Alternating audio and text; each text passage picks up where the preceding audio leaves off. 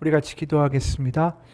하나님 아버지, 이 시간 아버지 앞에 나아갑니다. 아버지의 말씀을 듣기 원합니다.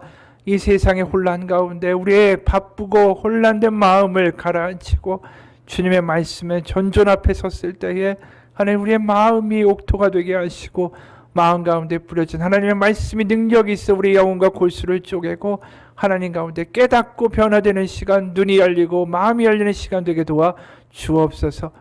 살아계신 우리 주 예수 그리스도의 이름 받들어 기도합니다. 아멘.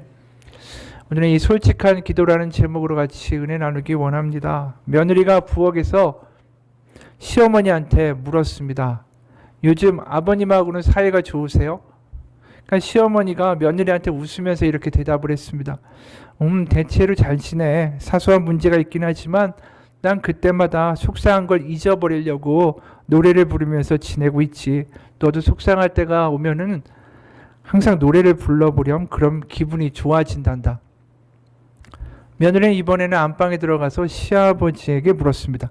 어머니하고는 잘 지내세요? 그러니까 시아버지가 흡족한 듯이 미소를 지으면서 이렇게 말했습니다. 그럼 너의 어머니는 얼마나 유쾌한지 몰라. 늘 노래를 부르며 생활하거든. 얼마나 기쁜지 우리 집에서는 노래가 멈출 날이 없단다. 이 남의 속도 모르고 그러는 거죠. 시아버지가 얼마나 속썩이면 그 어머니가 속상해가지고 계속 노래 부르는 건데 우리 집에는 문제가 없다라는 거예요. 맨날 노래 부르는 집이다. 이 남의 속도 모르고 사는 거 우리가 보면 다 그래요. 겉으로 보기에는 괜찮아 보이는데 그 안에는 다 하나씩 아픔들이 있고 고민들이 있고 고충들이 있고 다 그러고 살아가는 거죠. 그게 인생인 것 같아요. 그런 의미에서 보면 오늘 시편의 이 내용들은 자신의 속마음을 감추고 살지 않습니다. 자신의 모든 마음속에 있는 것들을 다 토해내고 있어요. 이 시편의 초반부를 보고 간략하게 요약을 하면은 딱 한마디로 이렇게 요약할 수가 있습니다. 하나님, 저는 괜찮지 않습니다. 요즘 우리가 이 코로나로 인해서 정말로 우리도 괜찮지 않은 시간을 보내고 있죠. 이 주일부터 강화된 2단계 조치가 시작이 됐습니다. 그래서 이 식당은 9시 이후부터는 배달만 해야 되고 또 카페에서는 차나 음식을 먹을 수도 없게 됐어요. 우리도 괜찮지 않은 시간들을 지내고 있죠. 비교적 다른 나라보다 미국이나 유럽보다는 코로나가 좀 덜해서 잘 버텨왔던 우리의 가게나 우리 경제도 사실은 좀 힘들어지고 있어요. 점점 괜찮지가 않죠. 신문 기사도 이렇게 기록합니다. 재계 수요에 속한 B그룹의 관계자는 올해 신입사원을 100명도 뽑지 않을 것이라고 말했다. 이 기업은 지난해에는 400명을 뽑았다. 경영 상황이 크게 악화된 F기업은 공채는 무슨 공채냐, 오히려 몇 명을 내보낼지가 고민이라고 털어놨다. 익명을 요구한 대기업의 임원은 정부가 무작정 대기업들에게 사람을 뽑으라는데 여건은 도저히 되지 않고 채용하는 모습도 보여야 되니까 공채라는 거 없애버리고 우리는 계열사로 수시로 뽑는다라고 핑계를 댈 수밖에 없다라고 말했다. 이런 신문 기사를 보면서 느끼게 되죠. 우리가 괜찮지 않은 시간들을 지나가고 있다라는 거. 우리가 사는 이 터전인 고양시를 봐도 그래요. 옛날에 며칠 사이에 1명, 2명 나오던 그 확진자가 하루에 10명 가까이 나오고 매일 문자 오고 그런 위기감도 늘고 있는 게 현실이죠. 빨리 코로나가 종식되길 바라는데 백신이나 치료제도 그닥 빨리 나오는 것 같지는 않고 어디로 봐도 우리는 점점 괜찮지 않은 시간을 지내고 있습니다. 이런 답답한 현실을 지금 이야기하는 이유는 우리가 단순히 믿음으로 괜찮아 그렇게 말하지만 속으로는 여전히 안 괜찮아 라는 이중적인 면을 가지고 살아가지 않기 원하기 때문이에요. 우리가 믿는 신앙은 현실을 떠나서 그냥 피 안의 세계, 공중에 붕 뜬 것처럼 그냥 막연하게 믿어가는 그런 신앙이 아니기 때문에 그렇습니다. 한마디로 현실 속에서 느껴지는 우리가 어쩔 수 없게 느끼는 감정과 불안과 이런 것들을 다 무시하고 막무가내로 믿어라 라고만 하는 신앙이 아니기 때문에 그래요. 왜냐하면 우리에게 감정을 주신 것이 누구죠? 하나님이세요. 그리고 우리가 본시 연약한 존재들이죠. 그렇기 때문에 우리가 불안을 느끼고 염려를 하고 이러한 모습들이 다 부정적이다라고 그냥 한 번에 치부할 수는 없습니다. 근데 교회 일부에서는 이런 이야기도 해요. 실제로 들었어요. 나는 예수 그리스도의 보혈로 덮여 있기 때문에 코로나 바이러스가 나에게 침투하지 않습니다. 또 광화문에서 집회하던 분들도 그 가운데 이런 얘기하는 분들도 제가 들었어요. 예수님이 덮어주셔서 이 광화문에는 다 바이러스가 피해가고 또 치유가 될 것이라고 믿습니다. 이런 모습들을 보게 되면 어떤 면이 드러나냐 하면 불안과 그 안에 들어있는 걱정과 염려와 한숨들을 무시하고 그냥 믿음이란 이름으로 밀고 나가려고 해요.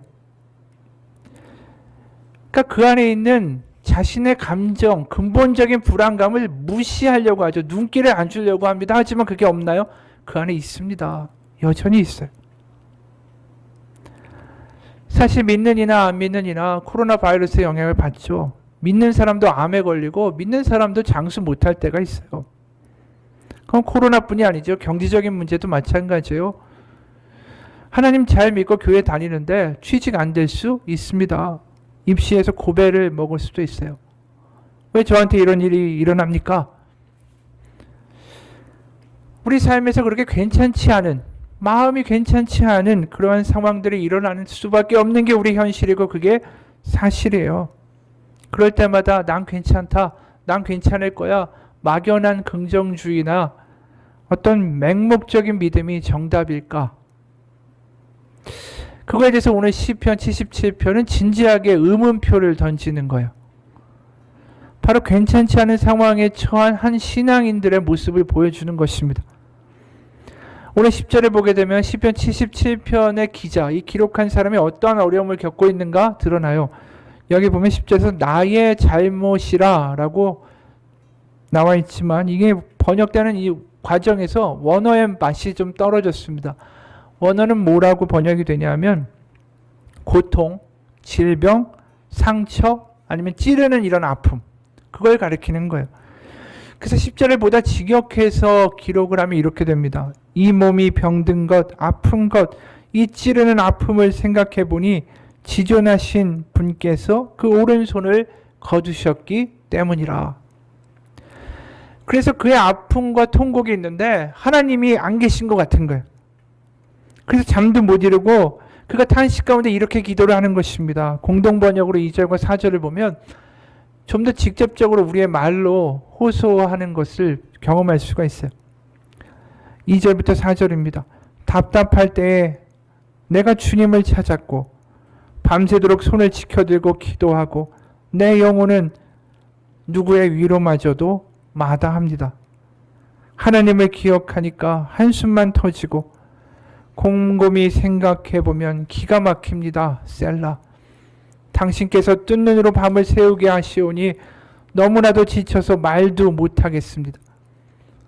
그러니까 한마디로 나는 안 괜찮습니다 라고 하나님 앞에 이야기하는 거예요.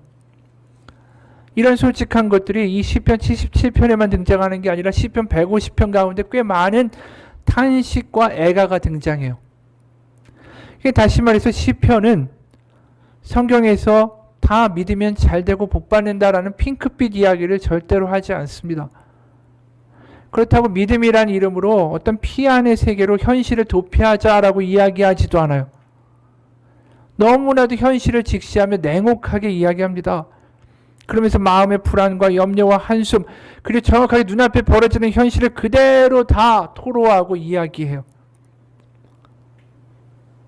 근데 우리가 좀 생각을 해보면 이 시편이라는 장르가 개인의 감정을 쏟아내는 그냥 기록해 놓는 일기와 같은 것이 아니죠. 시편은 원래 제사, 예배에서 공동체가 같이 음악에 맞추어 노래하던 그 노래고 가사입니다. 오늘 우리가 읽은 본문에도 보면 3절에 셀라라는 단어가 나와요. 이 셀라는 음악의 연주 기호입니다. 이 셀라가 나오면 음악을 연주하되 뭐 음악을 높이거나 멈추거나 그 어떻게 하라는 하나의 신호예요. 그렇게 함으로써 뭘 이야기하냐면 그 순간에 여태까지 우리가 같이 노래했고 고백했던 시편의 내용을 잠시 멈추어 서서 곱씹어보고 생각해보자 라는 그 기호가 셀라입니다. 그럼 오늘 시편에서 그 셀라가 나오는 바로 그 앞대목이 뭔데 셀라가 나왔는가? 3절에 보면 내가 하나님을 기억하고 불안하여 근심하니 내 심령이 상하도다 셀라. 이거 너무나도 충격적인 이야기예요. 셀라라고 잠시 멈추는데 그 앞에가 뭐죠? 하나님을 기억하니 기쁘도다. 하나님을 기억하니 소망이 생겼도다가 아니에요. 하나님을 기억하니 불안하고 근심하고 내 심령이 상하도다. 너무나도 의외의 말이 나오는 거예요.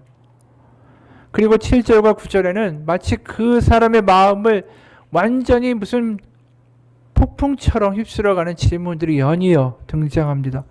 그게 7절부터 9절이에요.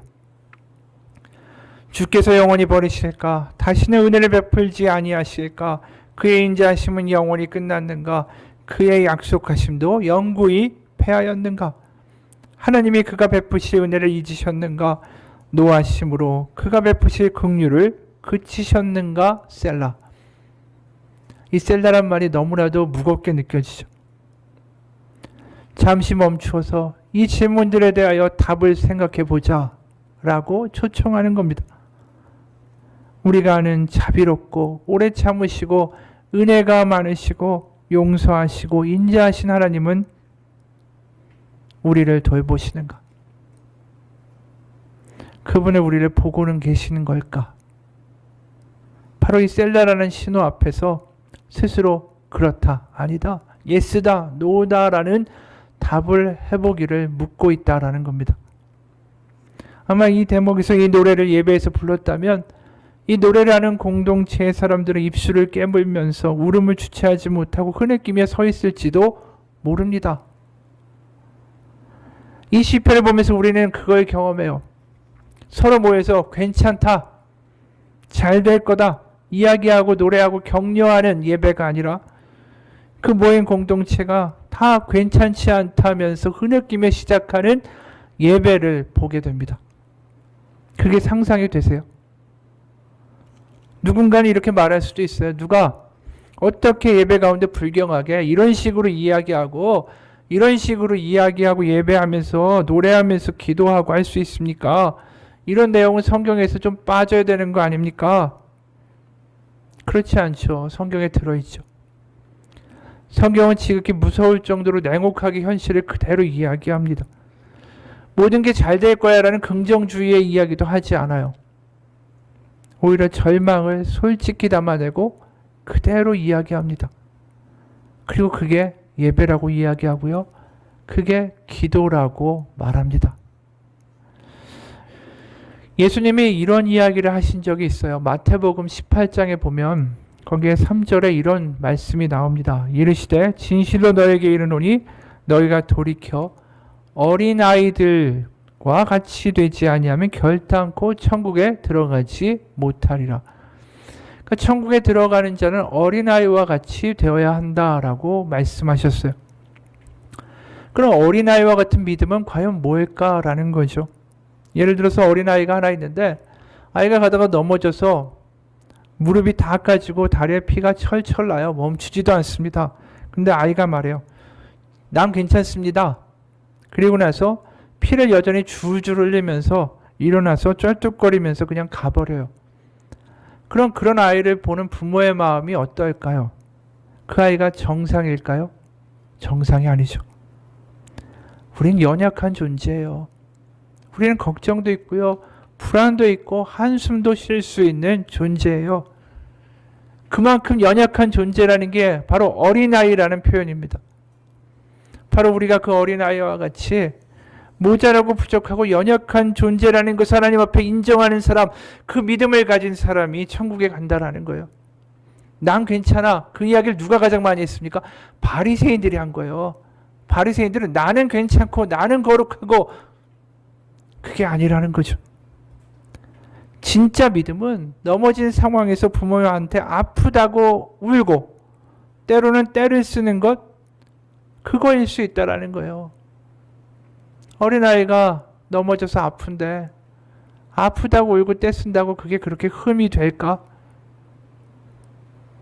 나는 아프다, 나는 괜찮지 않아, 나 아파, 펑펑 우는 게 그리고 또 엄마 아빠 어디 갔냐고 나 좀 봐달라고 우는 거, 그게 아이의 아주 지극히 정상적인 반응이에요. 그것이 시편 서두입니다. 내가 이렇게 아픈데, 내가 이렇게 마음이 찌르도록 이렇게 아픈데 하나님 왜 안 봐주냐고 엉엉 우는 게 오늘 시편의 처음 서두 부분이에요. 4절부터 7절 보면, 주께서 내가 눈을 붙이지 못하게 하시니 내가 괴로워 말할 수가 없나이다. 내가 옛날 곧 지나간 세월을 생각하여 싸우며 밤에 부른 노래를 내가 기억하여 내 심령으로 내가 내 마음으로 간구하기를, 주께서 영원히 버리실까? 다시는 은혜를 베풀지 아니하실까? 너무 힘들고 아프니까 하나님 어디 갔냐고. 근데 우리가 여기서 분명히 봐야 될 게 있어요. 하소연을 알고 울죠. 그게 기도라고 말해요. 그런데 분명한 건, 우리가 불평을 하고 하소연을 하고 눈물을 흘리고 그 무슨 때를 써더라도 하나님 앞에서 해야 된다는 사실이에요. 우리가 이런 문제가 있고 내가 막연하고 막막하고 걱정되고 불안할 때 가장 많이 하는 게 뭡니까? 친구들 찾아서 친구들에게 하소연하는 거예요. 때로는 술을 먹기도 하죠. 밤에 잠이 안 오면, 오늘 시편에도 그러잖아요. 하나님께서 나에게 눈을 뜨게 하셔서 밤에 잠을 안 주셨다. 많은 사람들은 세상 가운데 어떻게 합니까? 걱정 때문에 잠이 안 오고 밤이 그냥 안 지나간 긴 시간처럼 느껴질 때 술을 먹고 TV를 보고 멍하게 자기 자신을 그것에 그냥 맡겨버리며 잊으려고 애쓰죠. 그런데 오늘 시편의 이 기록자는 그렇게 하지 않아요. 울어요. 애통해합니다. 하나님 어디 갔냐고 때렸어요. 그 모든 기도가 다 어디서 이루어집니까? 바로 하나님 앞에서 하는 거예요. 그게 믿음입니다. 인생에서 이해가 가지 않고 하나님 왜 이런 일을 허락하시고 왜 나를 이런 역경 가운데 두시는지, 그 불평과 의문마저도 하나님 앞에 다 털어놓는 것, 그게 믿음이고 그게 어린아이 같은 믿음이라는 겁니다.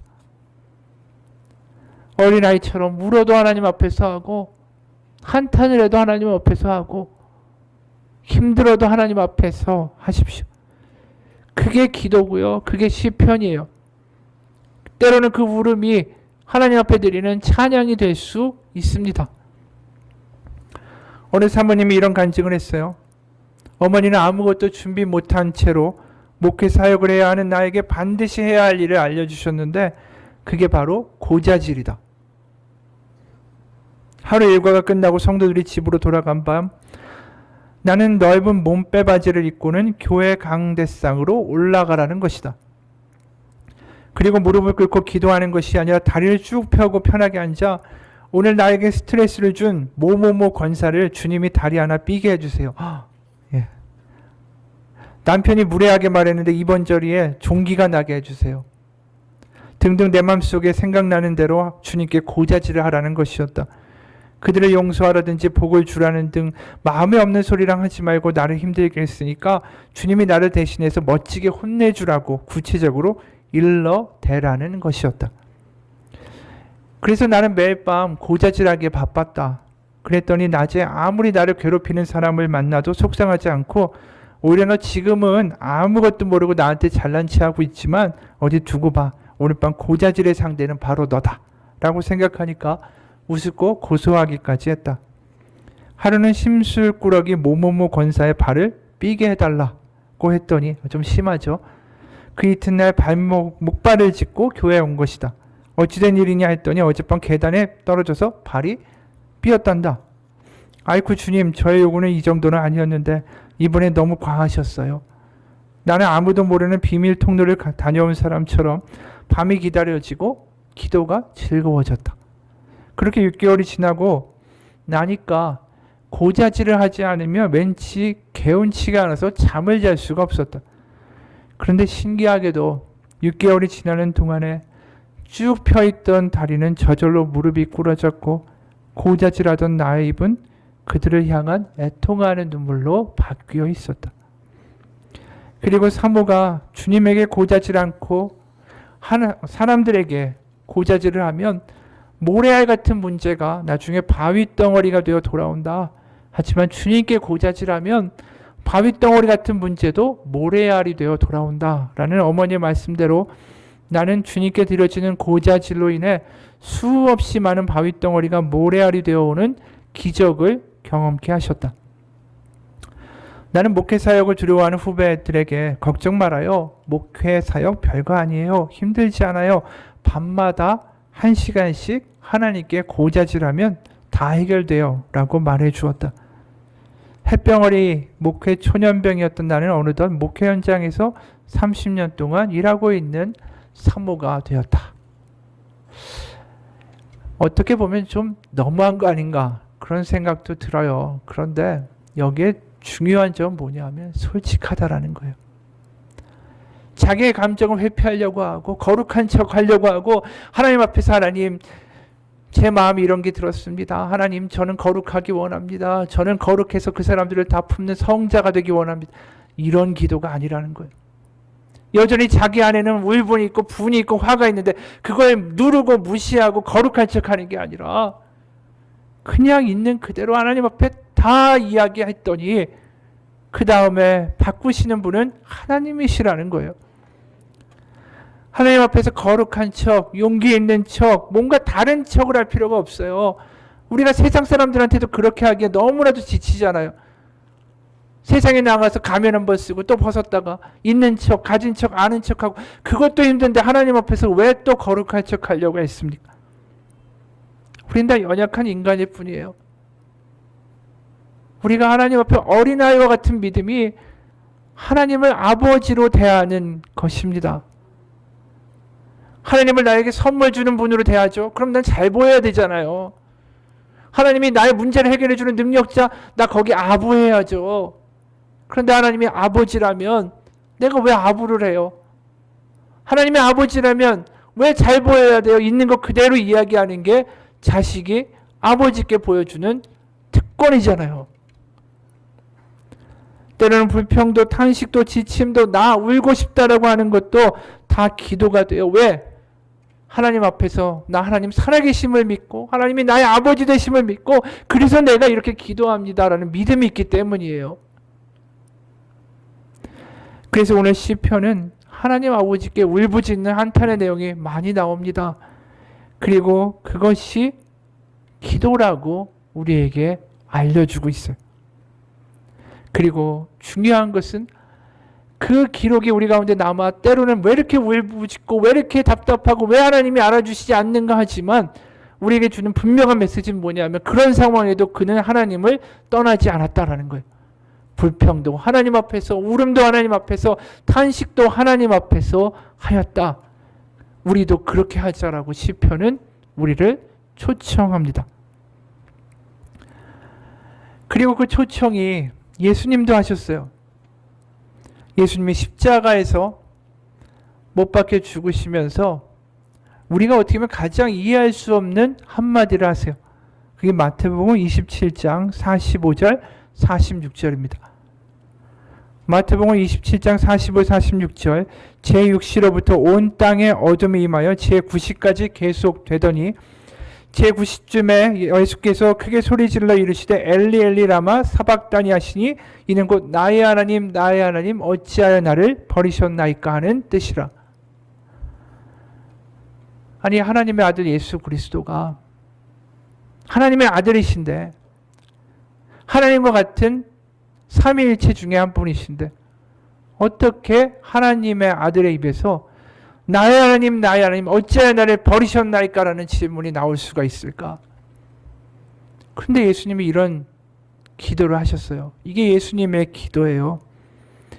왠지 거룩하고 왠지 경건하고 능력 있어서 이런 기도는 예수님의 입에서 절대로 안 나올 것 같은데 그렇지 않다라는 거예요. 그리고 예수님이 인용하신 이 기도가 시편 21편 1절의 말씀을 그대로 인용하신 거예요. 바로 시편에서 하나님 앞에서 울면서 하나님 나를 버리십니까? 라고 울부짖었던 그 내용을 바로 그 마음을 하나님의 아들 예수 그리스도가 그대로 가지고 십자가에서 기도하셨어요. 바로 그 바닥에서 그 처절한 십자가에서 나를 버리셨나이까? 그게 예수님의 기도고 그게 나의 기도일 수 있다라는 겁니다. 그게 흠이 되지 않는다라는 거예요. 아버지 앞에서. 미국에 현재 한 540만 명의 치매 환자들이 있대요. 제가 미국에서 다닌 학교에서 그 감리교회 주교이면서 교수님이셨던 분이 있어요. 이 55년 동안을 결혼 생활을 해왔는데 그 아내가 갑자기 치매에 걸렸습니다. 그래서 학교를 떠나가지고 아내를 이제 요양소에서 왔다 갔다 해야 되니까 주간보호소에 갔다가 또 데리고 오고 그걸 하다가 아내의 상황이 좀 심해져가지고 결국은 그 요양소에 있는 동네로 이사해서 아내를 요양소에 이제 보내게 됐습니다. 그리고 자기는 거기에 원목이 됐어요. 그래서 예배도 드리고 상담도 해주고 주일엔 예배를 드렸죠. 그러면서 이분이 이렇게 얘기해요. 주일마다 사도신경을 외우면 약 50% 정도의 사람이 따라 외웁니다. 80%의 사람들은 주기도문을 따라합니다. 한마디로 이제 점점 기억이 사라지니까 주기도문, 사도신경 그렇게 오랫동안 교회 다녔지만 점점 잊어버리는 거예요. 근데 그곳에 성찬식을 이분이 해요. 그러면서 몸이 불편한 이들한테 빵을 찢어가지고 직접 입에 넣어줍니다. 그러면서 이 교수님이 이렇게 얘기했어요. 저는 이렇게 하면서 주님이 주신 친밀함을 경험합니다. 주님은 죽으시기 전에 그 못나고 부질없고 한심했던 제자들에게 성만찬을 해주시고 그들의 발을 닦아주셨습니다. 사람은 본디 연약하고 무기력하고 그러다 보면 치매에도 걸릴 수 있습니다. 하지만 제가 보면 볼수록 사람의 가치와 정체성은 하나님께 달린 것이지 그 사람의 능력이 달린 것이 아님을 깨닫게 됩니다. 제 아내 린다는 우리가 함께한 55년의 시간 동안을 늘 따스하게 사랑한다라고 말해온 것처럼 이제 더 이상 저에게 사랑한다라고 말을 할 수 없습니다. 그러나 저는 어떤 대답이나 응답을 바라지 않고 사랑하는 것을 배웁니다. 돌아오는 메아리가 없어도 또 부족해도 하나님은 제 안에서 알게 하십니다. 바로 하나님의 무조건적인 사랑이 무엇인가를 말입니다. 55년의 세월이 다 지워진 것 같아요. 사랑하던 아내가 기억을 잃었어요. 그것만큼 마음이 아픈 일이 없을 거예요. 그런데 아내가 자기를 기억하지 못해도 남편은 아내를 기억하고 아내를 사랑한다. 무조건적인 사랑으로 그 당신이 기억하지 못해도 내가 기억합니다라고 그 아내를 섬기고 사랑하고 살아가고 있어요. 바로 사랑하는 사람이 그를 사랑하기 때문에 그가 가치 있는 것이지 그 사람 자체가 능력이 그 사람이 얼마나 말을 잘하고 지금 치매 환자라는 이유 때문에 능력이 있고 없고가 중요한 게 아니라는 거예요. 그게 하나님의 마음이라는 거죠. 하나님은 우리를 잊지 않는다라는 거예요. 우리가 때로는 슬퍼서 치매 환자처럼 하나님 잊어버리고 그런다 할지라도 하나님은 우리를 잊지 않아요. 우리가 이럴 수 있어요. 하나님 어디 있습니까? 하나님 왜 날 홀로 두십니까? 하나님 나를 기억하지 못합니까? 나를 잊어버리셨습니까? 아닙니다.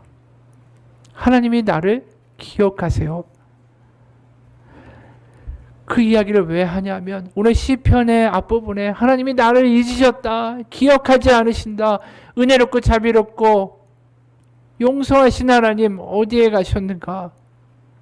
그 상황에도 아니다. 나는 너를 기억한다라는 우리에게 주신 그 맹세와 증거가 십자가예요. 왜냐하면 이미 이야기한 것처럼 십자가는 다른 게 아닙니다. 바로 바닥에 내려오신 하나님이에요. 우리와 같은 눈물을 흘리셨고 연약한 가운데 나의 하나님 나의 하나님 나를 버리셨습니까? 라고 이야기하는 그 절망 가운데 같이 내려오신 하나님의 모습이 바로 예수 그리스도의 십자가입니다.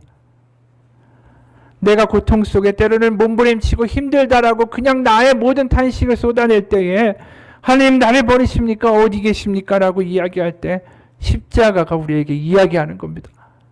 내가 너와 똑같은 그 바닥에 있었고 지금도 너와 함께 있고 네가 이 바닥 가운데 있다 해도 버려진 것이 아니라 내가 너와 함께 있노라. 그게 십자가의 예수님의 이야기예요. 여러분 십자가는 다른 게 아닙니다. 세상의 가장 밑바닥 처절한 바닥이에요. 성경에서 나무에 매달려 죽은 자는 저주를 받았습니다. 그건 성경뿐이 아니라 고대 모든 문명이 그래요. 나무에 달려 죽은 자는 저주를 받았다. 바로 예수님 세상 가운데 저주받은 자의 모습으로 죽으셨어요. 그 로마의 측면에서 보면 로마 시대에서 십자가형을 당하게 되는 사람은 노예 아니면 반역자예요. 로마 시민에게는 절대로 십자가형을 허락하지 않습니다. 왜냐하면 너무나도 잔인하고 너무나도 수치스럽고 너무나도 끔찍스럽고 고통스러운 벌이기 때문에 그래요. 사회의 가장 밑바닥에 있는 사람들이 받는 벌이 십자가였어요.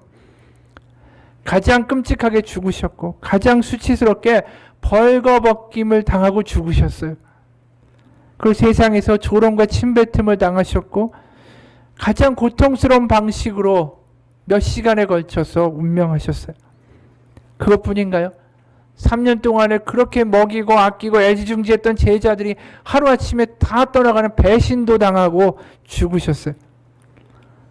누가 보기엔 딱 그거요. 세상에서 가장 처절한 실패자. 배신당하고 모욕당하고 수치당하고 창피당하고 고통당하면서 저렇게 죽어가는 가장 고통스러운 실패자의 모습으로 어둠 가운데 죽으셨어요. 그리고 그 바닥에서 하나님의 아들 예수 그리스도가 울부짖으시는 거예요. 나의 하나님 어찌하여 나를 버리셨나이까. 우리가 상상할 수 있는 가장 낮은 바닥에 예수님이 오신 거예요. 우리가 내가 죽을까봐, 내가 병들까봐, 내가 망할까봐, 내가 아플까봐, 내가 외로워질까봐, 내가 무시당할까봐, 내가 무너질까봐 그 마음 가운데 있는 두려움, 내가 그렇게 바닥으로 떨어질까봐 내 마음 가운데서 계속 모른 척하고 부인하면서 덮어두고 살던 나의 그 어두움 속에 그 바닥에 바로 예수 그리스도의 십자가가 박혀 있는 거예요. 바로 우리가 두려워하는 모든 것이 저 십자가에 있습니다. 모든 내 두려움의 근원되는 그 똑같은 경험이 저 십자가에 다 있는 거예요. 그곳에서 예수님이 울부짖으셨다라는 거예요. 나의 하나님 어찌하여 나를 버리셨나이까. 그렇기 때문에 우리가 바닥 가운데서 하나님한테 울부짖는 그 내용은 나만 그런 게 아니에요. 예수님이 나와 함께 하시고 나를 위해서 그 고통에 질문을 하나님께 던지셨어요. 바로 하나님이 예수님을 보내셔서 나의 그 고통 가운데 같이 해주십니다. 하나님은 나를 기억하세요. 어떤 순간이든 어떤 어려움이든 바로 하나님은 나를 기억하신다.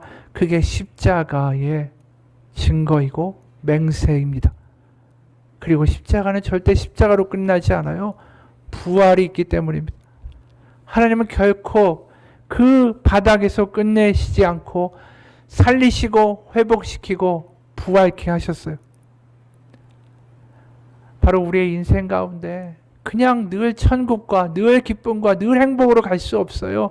우리가 십자가의 고통 가운데 울고 있을 때 그곳에 주님이 계시고 그 가운데 우리가 예배하는 것이 우리의 탄식이 예배가 될 수 있고 우리의 눈물이 예배가 될 수 있고 그 가운데 우리를 살리시고 다가오시는 부활의 영, 성령의 영, 하나님의 위로하심이 경험되는 게 예배라는 거예요. 그렇기 때문에 예배는 늘 거룩하고 기쁘고 즐겁고 그것만이 예배가 아닙니다. 우리의 심령을 그대로 아버지 앞에 토설하고 아버지 앞에서 울고 하나님 어디 있냐고 이야기할 때에 다가오시는 하나님을 경험하는 것, 부활하신 하나님의 영, 성령의 영이 우리 가운데 임하는 것, 그래서 내가 만든 기쁨이 아니라 하나님이 오신다. 하나님이 오신다.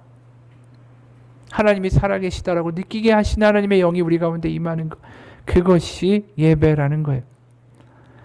그렇기 때문에 하나님이 주시는 우리 가운데 예배 가운데 기쁨은 내가 만드는 기쁨이 아니에요. 내가 잘해서 느끼고 내가 승진해서 내가 성공해서 느끼는 기쁨이 아니라 내 절망 가운데 내가 할 수 없음 가운데 들어오는 저 어둠 가운데 들어오는 한 줄기 빛, 그 빛을 보며 내 마음 가운데 기쁨이 생기는 거예요. 그렇기 때문에 온전한 기쁨, 진정한 기쁨은 나의 연약함과 나의 울음 가운데 역설적으로 들어오는 하나님의 능력입니다. 야고보서 4장 9절과 10절에 이렇게 이야기해요. 기뻐하라고 이야기하지 않습니다. 슬퍼하며 애통하며 울지어다. 너의 웃음을 애통으로 바꾸고 너의 즐거움을 근심으로 바꿀지어다. 주 앞에서 낮추라. 그리하면 주께서 너희를 높이시리라. 우리는 기쁨이란 선물만 원하죠. 그 기쁨의 선물의 내용은 뭐죠? 승진, 성공, 재테크, 아이의 성공, 취직, 좋은 대학 가는 거, 그게 우리의 기쁨이에요. 우린 그것만, 결과만 얻기 원해요. 그런데 성경은 그렇게 얘기하지 않습니다. 그런 기쁨이 아니라 너희가 슬퍼하고 애통하고 너희가 잊고 싶어하고 회피하고 묻어두었던 그 모든 어두움에 있는 것들을 그대로 아버지 앞에 이야기하고 토설하고 그 안에 고백하라. 그러면 그곳에 하나님의 참 기쁨이 이르리라. 오늘 시편을 보면 그거예요. 나는 괜찮지 않다라고 엉엉 울어요. 하나님 앞에서. 그 호소 가운데 하나님이 달려오시는 거예요. 그럼 그 아빠를 보고 아이는 다시 웃음을 짓고 그 아빠를 보면서 아이는 달려가는 거예요. 그게 하나님이 주시는 진정한 기쁨의 이유라는 겁니다. 그렇기 때문에 우리의 울음이 하나님을 부르는 기도가 될 수 있어요. 난 기쁩니다. 난 감사합니다. 그것도 맞는 기도고 찬양이지만 아빠 어디에 있습니까? 아빠 아버지 너무 힘듭니다. 이것도 하나님께 드리는 믿음의 기도예요. 그 기도 가운데 하나님이 반드시 달려오실 겁니다. 오늘 우리를 잊지 않으시는 하나님을 어디서 발견한다고요? 십자가에서 발견하듯이 오늘 이 시편의 기록자는 어디서 그걸 발견할까요? 바로 창조와 출애굽에서 그 하나님을 찾아내요. 그는 너무나도 슬픈 가운데 이렇게 고백하죠. 11절 12절 곧 여호와의 일들을 기억하며 주께서 일적에 행하신 기이한 일들을 기억하리이다.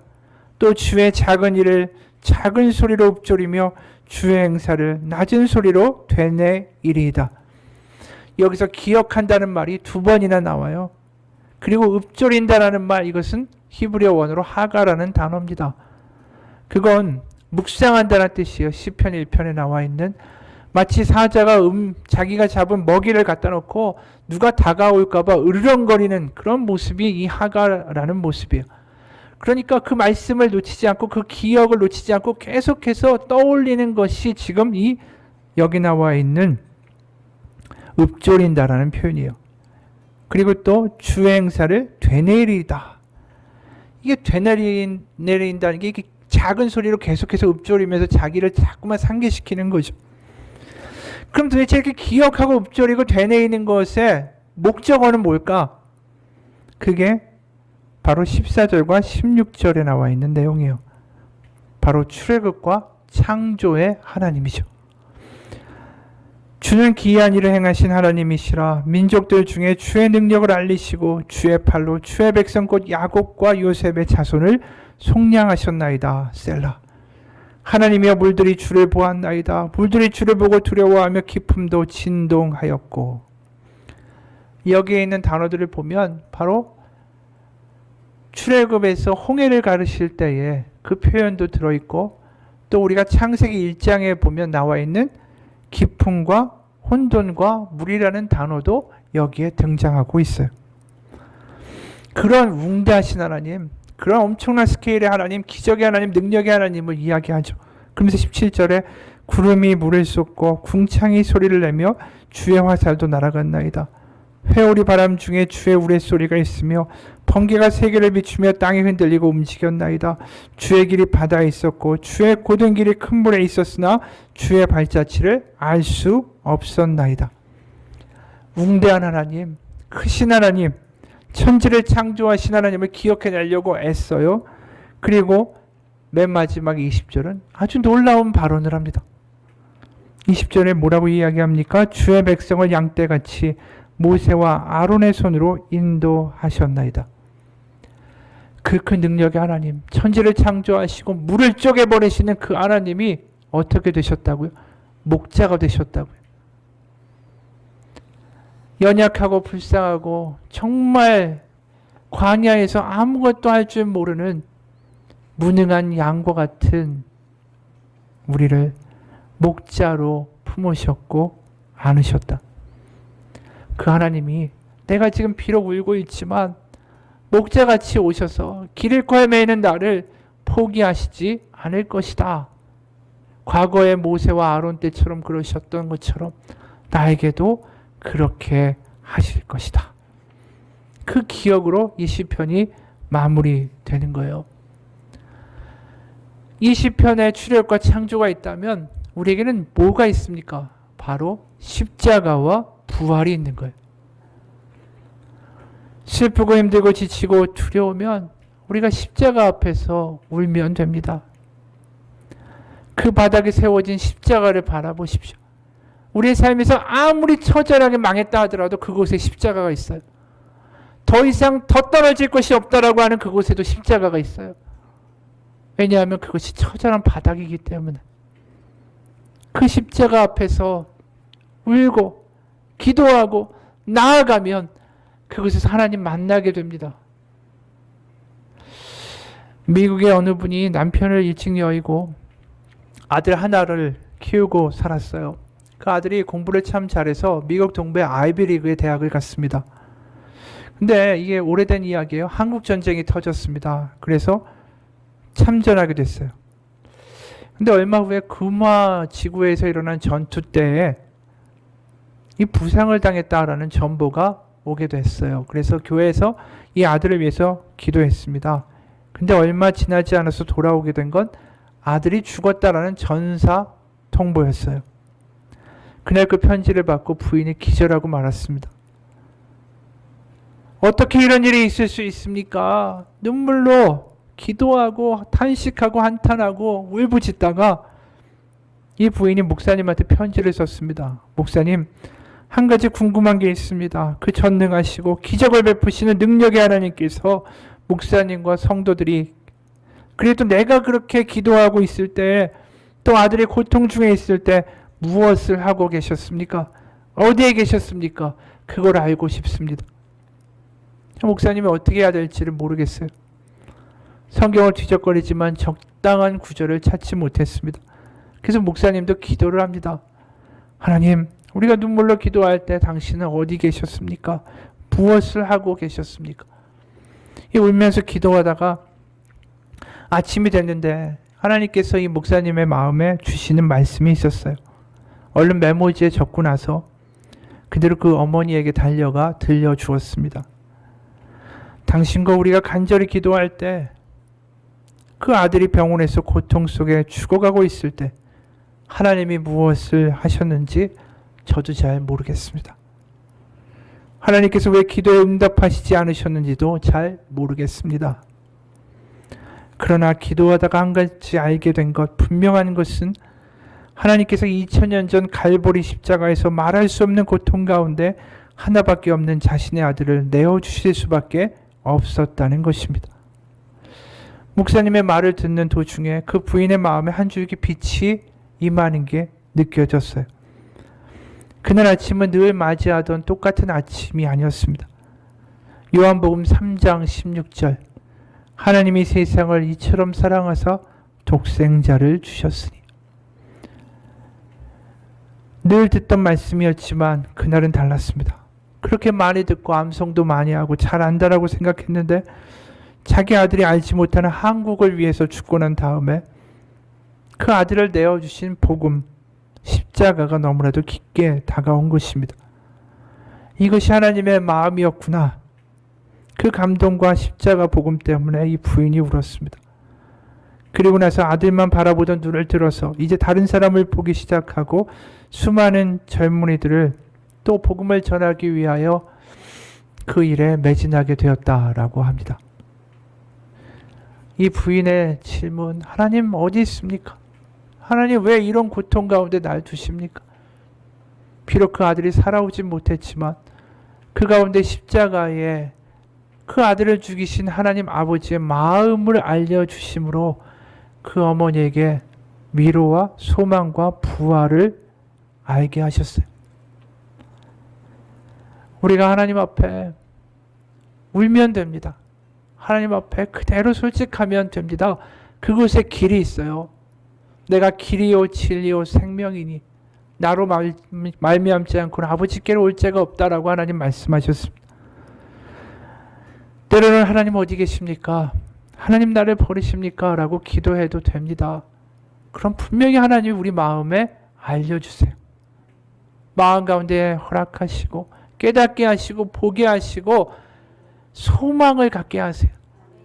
내가 만들 수 없는 기쁨과 내가 해낼 수 없는 것들을 하나님이 알게 하시고 깨닫게 하시고 부어주십니다. 그냥 주님 앞에 다 쏟아내면 됩니다. 지금 살아가면서 코로나라는 위기 가운데 정말 나름대로는 씩씩하게 살아가려고 얼마나 애써요. 다 힘든 거 아니까 가족한테 어려운 티도 못 내고 내가 힘들다라고 말하면 안 될 것 같아서 두 어깨 위에다가 무거운 짐을 지고 괜찮다라고 말하고 살아가는 이 시대 가장들이 너무 많고 또 우리들이 너무나도 많아요. 그 아픔을 가족에게 얘기하지 못한다 할지라도 하나님 앞에 이야기하기 원합니다. 하나님 앞에 다 쏟아내기 원해요. 그곳에서 우리의 목자 되시는 주님 앞에 모든 걸 다 쏟아내십시오. 그래야 우리가 살 수 있어요. 괜찮고 내가 그 짐을 지고 갈고 내가 책임지고 난 괜찮아 아무리 이를 악물고 버텨보지만 정말 나는 누가 돌보아 줍니까? 내가 하나님 앞에 나의 마음을 그대로 예배하고 기도하고 토설할 때 그곳에 십자가 예수님이 우리를 만나 주십니다. 우리의 눈물을 닦아주시고 우리에게 희락의 관으로 씌우실 겁니다. 누가 우리를 그리스도의 사랑에서 끊으리요? 환난이나 공고나 박해나 기근이나 적시나 위험이나 칼이랴. 내가 확신하노니 사망이나 생명이나 천사들이나 권세자들이나 현재일이나 장래일이나 능력이나 높음이나 깊음이나 다른 어떤 피조물이라도 우리를 우리 주 그리스도 예수 안에 있는 하나님의 사랑에서 끊을 수 없으리라. 아멘. 같이 기도하겠습니다. 하나님 아버지, 우리의 마음을 그대로 고백하는 것, 그것을 아버지, 바로 하나님이 아버지 되시게 하는 길입니다.